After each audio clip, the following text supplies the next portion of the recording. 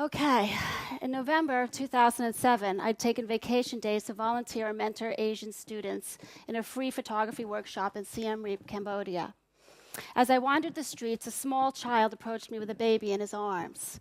He had piercing brown eyes and a face that will never leave my mind as he pleaded for $1. Please, $1, madame, please, please, please, for my baby. The relief organizations make clear that such donations on the street often line the pockets of exploiters rather than put food into the mouths of the exploited. But my heart went out to the boy. I gave him the dollar and watched the smile split his face. That little face still haunts me. So does the face of Mohammed, a malnourished toddler I photographed with a few grains of rice in hand in Mali, West Africa, 3 years earlier. And so does the face of 10-year-old Derek, who I photographed moving skeleton-like through his home in California as he battled neuroblastoma, a rare form of childhood cancer.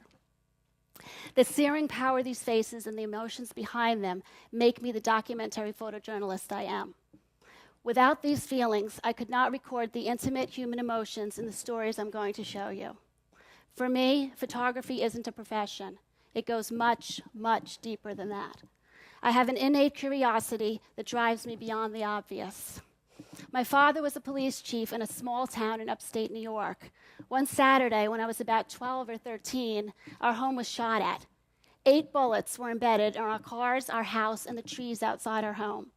As the bullets were flying, my father screamed, "Hit the deck," as he threw open the door and ran outside to shoot back. Everyone hit the floor except me.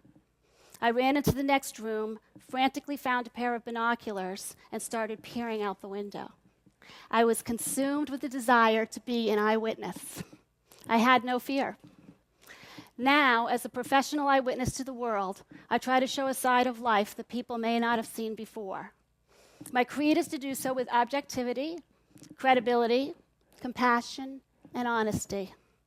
I'm passionate about photojournalism and the power of the enduring still image to inform and bring understanding to issues. In this fast-paced world where the emphasis is on immediacy, a still photograph stops time. It gives the viewer a moment to think, to react, to feel. How better to inform the public than with documentary photojournalism on an intimate scale? It's immediate and compelling. But to be done well, it also takes time. Time to connect, time to see, and time to become invisible. All these are the essence of compelling photojournalism. Through my pictures, I would like to show you how documentary photojournalism can give back to society by engaging our compassion, empowering those without power or influence, and inspiring us to be better by capturing the images of those who are. At its best, documentary photojournalism offers to the world a glimpse of life's deeper meanings. Many times, after displaying the sometimes painfully personal but inspiring Pulitzer story, A Mother's Journey, I was asked how I could make the photographs. My answer was and is, how could I not? I'd like to give you a brief introduction to my work to show you the diversity of emotions in still images and the storytelling power of photojournalism. And this is the part where you all have to wake up, because we're going to go through some pictures, and I'm just going to give you the title, and I want you to think about how do these photographs engage you. Okay, the birds. Shadowed by nasty weather. Police funeral. Mardi Gras riots in Seattle. Parents murdered. Tibetan monks protest Olympic torch. Low-income housing. This is not a portrait, it's an actual moment. None of these pictures are portraits, they're all real-life moments. Disabled parents. Teenage alcohol. Silence and abuse. Migrant farmers. Beauty. Think outside the box. This always tells me you never know what to expect in life. And then this is Arnold celebrating Hanukkah. Now I'm going to transition to longer-term stories.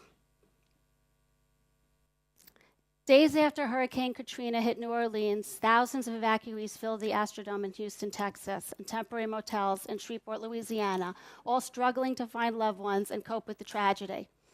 FEMA did not want the media inside, but once I found a way inside, the people embraced me. They wanted their story told. And though they lost everything, their spirit remained because they still had each other. I spent several months chronicling the lives of Thomas and his son Alexander after his wife committed suicide from postpartum depression. Thomas gave up his restaurant business so he could dedicate every moment to his son, making him gourmet meals and using a hairdryer to dry him like his mother used to. Often he took Alexander to the park and meditated by his wife's favorite tree. Although he was devastated by her death, I found inspiration in the relationship he forged with his son. I've lost the love of my life, my soulmate, and my friend.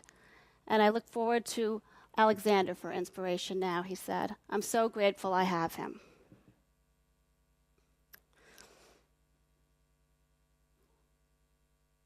I spent a year documenting American women soldiers at war, going to war. New military recruits are told to show birthmarks, piercings, tattoos, and scars for identification in case of injury or death. Soldiers who just returned from Iraq struggle to assemble a gun after cleaning. A 19-year-old Army recruit holds bullets. I wouldn't hesitate to use my weapon. Do you want to come home alive or in a casket? In her final moments before deploying to Iraq, a soldier says goodbye to her children at home. She wears a fake wedding ring to ward off sexual harassment from male soldiers. Her bunk in Fort Lewis, Washington is filled with reminders of her children and is a little messier than the men's barracks. I love the contrast of her dainty shoes. After returning from Iraq, soldiers suffer from post-traumatic stress disorder, losing her house and her truck. A photo of her when she was named Outstanding Non-Commissioned Officer of the Year is too painful for her to display. On the one-year anniversary of her death in Iraq, family members grieved the last female in their family line. The soldier had confided to her mother that she was frightened in Iraq. She definitely said it was the toughest thing she'd ever gone through.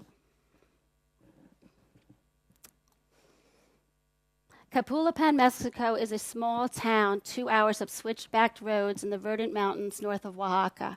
Here, scientists from UC Berkeley, California, had discovered the imprint of biotechnology in the hillside farm of Alberto Cortez and his wife Olga in 2000. The challenge was to put a human face on a science story. I found that corn was more than the main staple of food, but a way of life. Farmers were upset that their century-old native strain had been tainted with genetically modified corn, possibly from their government store, that had accepted food aid from the USA to feed the rural poor. We don't want it, Olga said. We don't know the consequences. In 1996, the University of California, Davis began an effort to help the West African nation of Mali using the promising new tool of agricultural biotechnology. With money earned cloning and patenting a gene from a hardy species of wild rice native to Mali, UC Davis hoped it would be able to give something back. First, scholarships for Mali students, and later, disease-resistant rice to help feed the impoverished country. When I made the trip to Mali 8 years later in 2004, Mali's people, the Bella specifically, had not reaped any reward from the cloned rice. Poverty was extreme. Malaria and child mortality were high, with medical supplies and clinics scarce. Children didn't go to school because they were needed to work, making coal, bricks, and herding animals. Those that don't work don't eat, said the village chief with an axe in hand.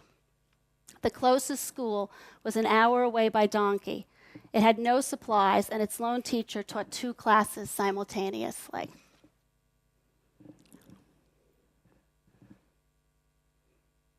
Billions of dollars are devoted to cancer research, but very little is given to help families with the emotional and financial challenges they face to spend time with their dying children. Single moms Cindy French and Derek Mattson opened a window into that world. Their story was one of a family tragedy, but also one of a mother's boundless determination and love. Derek and Cindy taught us that dying is hard enough. Our society should make living through it easier. I spent 1 year documenting this story. Cindy breaks the rules at the hospital and races her son down the hallways to avoid one of his meltdowns. She is determined to make every moment count. Here she gets news he needs surgery to remove a cancerous tumor. Cindy breaks down after learning of Derek's medical appointments has been rescheduled. She has given up her business at a loss to care for her son. This is a turning point where Derek is actually trying to comfort her. She says she can't even imagine not having this photograph. After hearing she needs to call hospice, she allows Derek to drive her car because she knows he will never have that opportunity. And this was a horrific scene. Derek is tearful as he shouts at his mother. I can hear his voice echoing in the halls. I'm done, Mom. He refuses radiation to shrink his growing tumor. His mother and doctor sink to the floor. They can't convince him.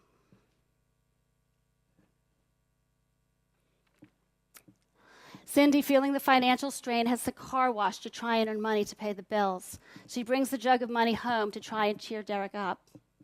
Maybe we can buy a PlayStation 2 with the money, she says. No, Mom. I think we need to pay the rent. Cindy surprises Derek with a can of silly string she bought at the dollar store after a doctor's appointment. She then meticulously picks it all up off the ground. Cindy throws herself on the floor in his room in despair after placing a flower near his head. At this point, his tumors extended his stomach and made it difficult for him to see. Hospice was scarce, and Cindy was spending 24 hours a day trying to care for her son. For me, this was the culmination of the entire series. Here the family is having a fight about how they're going to pay the bills, the rent, the funeral costs. And Derek is caught in the middle. No family should ever have to struggle in this kind of situation. Cindy takes Derek for his last walk outside. For days, she never leaves the house in fear that she won't be there for him in his last moments. She tearfully rocks her dying son, Derek, 11, at the song Because We Believe. Cindy sings along with Andre Bocelli in a whispery voice.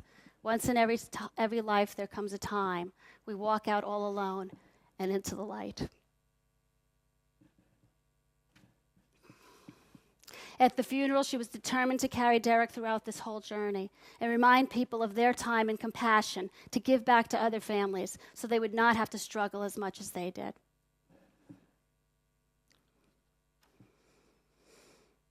Thank you.